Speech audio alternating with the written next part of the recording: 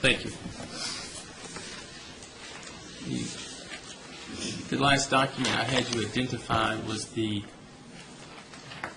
Mr. Mitchell's truck, I believe. 021. And I was bringing your attention to the day of the accident, so I want to focus on that for a little while. Can you describe for me what was taking place before the accident, where you were going, where you'd stopped, leading up to the accident? Just give us a narrative, if you will, about what happened. October the 25th was Friday afternoon of '02, and I had just pulled out from where I live on Hillsborough Road in Hunterwood subdivision. I turned right and go north on Hillsborough Road toward Green Hills. If you're familiar with that area, it's a two-lane highway that goes all the way into Green Hills. And I was going to the copy center there to have some contracts copied, and I don't recall what else copied, but documents that I'd been working on that day. And it was mid-afternoon that day, and I was heading north. And tell us what happened when, the fact that you stopped, and just About the accident? yeah, just Okay. continue forward.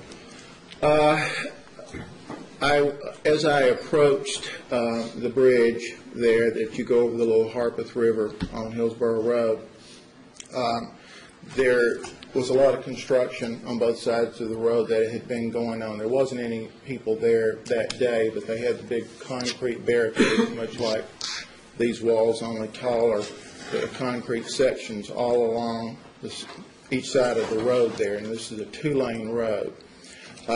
They were widening the road because it's a crowded, busy road. And as I approached the bridge, I saw that there was a lot of traffic going in and out of the little Presbyterian church that was up beyond to my left on the other side of the bridge. And there's an entrance in and out of there that people go in and out in the afternoons to drop off their kids or pick up their kids at the daycare, I think, also there. And Miss Gross was in front of me. I didn't know who it was, of course, at that time, but there's a lady in front of me that had stopped, and she was driving a Ford Expedition. And there was somebody stopped in front of her. They were waiting for the oncoming traffic to stop so they could turn left, and I was behind all of that, so I stopped behind Mrs. Mitchell, about a car length or so away. And it's customary for me whenever I do that to look behind me, and I looked up in my rearview mirror and I saw the Isuzu approaching very quickly. I saw a man driving the Isuzu, not looking at the road. He was looking off this way. Well, I'm going to object to that. Sustain the objection. Ladies and gentlemen, as noted, the fault has been admitted, but you may hear testimony about the accident to consider the severity of the impact. And that would be my point. Well, where he was looking has nothing to do with severity of impact, Mr. Freeman. Okay. Go ahead, Mr. Crowe. Okay. I was watching in my rearview mirror. I saw the car approaching very fast. I could tell, that he was not going to be able to stop because he was coming so quickly and closing in so quickly. I looked in the left-hand lane, the oncoming traffic, and there was oncoming traffic. I was blocked in that way. I was blocked in by the concrete barricade on the right. The car in front of me, I couldn't move. It's much larger. I was driving a Ford Expedition. An Explorer, a Ford Explorer. She was driving a Ford Expedition. Let me ask you this. When you had stopped, and I'm sorry if you described this, but how far was the car in front of you when you had stopped? The distance between you and the I would say a little bit over a car length, maybe. Maybe a little bit more, but, I consider myself a pretty cautious driver. But, All right, should go I ahead. continue? Sure. At that point, I watched, this truck approaching me in my rearview mirror I grabbed hold of the steering wheel just like this. I put my right foot on the brake, and I watched it as Mr. Mitchell crashed into me, and it went bang, just like that. Slammed my car into Mrs. Gross's car. My car bounced back. Mr. Mitchell's car bounced back. It was like a recoil effect there. The last thing I could remember, was seeing in Mrs. Gross's car a child seat. I knew that there was a daycare up there. I didn't know if she was planning on turning in or if she was going straight, but I was terrified that there was a child, in that car. I immediately jumped out of my car. I was dazed. I was in shock. I was terrified. I was in I can't say that I was incoherent. I was just like in a trance. I was just reacting to all of this, and I could just see a child being hurt in this accident. So I jumped out of the car. I ran up to Mrs. Gross's car, who was in front of me, to make sure she was all right. She assured me that she was fine. There was a lot of traffic, backed up at that point. I couldn't believe the number of people that were yelling and screaming at us to get out of the way. And we were blocked in, and there was cars and glass and everything. Everywhere, it's made a new appreciation to me for just simple courtesy to people. But even the people that saw the accident were yelling and screaming at us. But anyway, after I checked on Mrs. Gross to make sure she was okay, this is the car in front of me, I went back to Mr. Mitchell's truck back there, and it was really smashed in. He was still in the truck. He finally was able to get out of the truck. As I recall, he was having a difficult time to get out of the truck. He got out. We talked, and I'm going to make a long story short. He said he was at fault.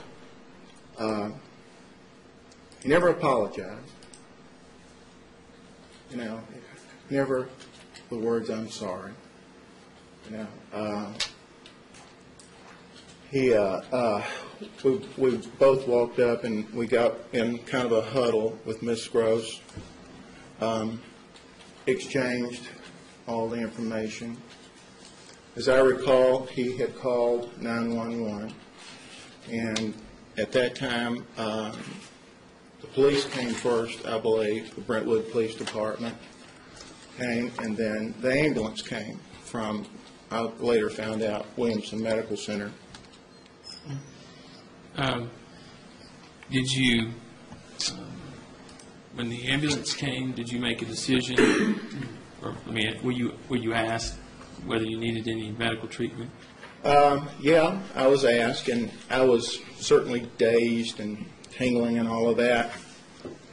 And I asked them where they were from, and if I got into the ambulance, where would I be taken? Because I didn't know if I would be taken to St. Thomas or to Vanderbilt or to Baptist or where, and they said to Williamson County Medical Center.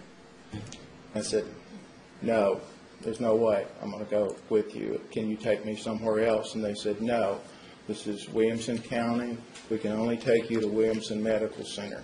Yeah. It's not something that we ask the jury about, their feelings about Williamson County Medical Center, but can you just give the jury your state of mind at that point in time about, I don't want it to be long-winded if you can help it, but just give a general overview of why your hesitancy to be taken to the ER at Williamson County Medical Center. Just that same year, Ruth had a severe chest pain. Ruth's 9 years older than me, so I worry about her a lot. And she doesn't look or act it, but she tries to keep up with what the boys and I do all the time, so I was worried. I thought she was having a heart attack. And I had to take her there one night, and make a long story short on that incident, we had to wait almost 6 hours before we saw a physician. And it was a horrible experience. It scared me to death, scared her to death, but it was just an intolerable wait. And then after we got to see a doctor, we were adamant that we would never go back there. And then later on, I think it was Labor Day of that year, I cut the tip off of my finger with a brand new set of pruning shears. And, this may have been before then. I'm not sure which one was first, but went out there and had to wait forever. And in fact, the wait was so long, my fingertip had already started healing, and they couldn't even put any stitches in it. So at that point, Williamson County Medical, ER ring, there's no way I'd go back. All right.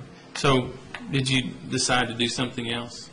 Yeah, our family physician is Dr. Sam Bastian, and he is just down the street from where this accident happened, the Grassland Family Care Center.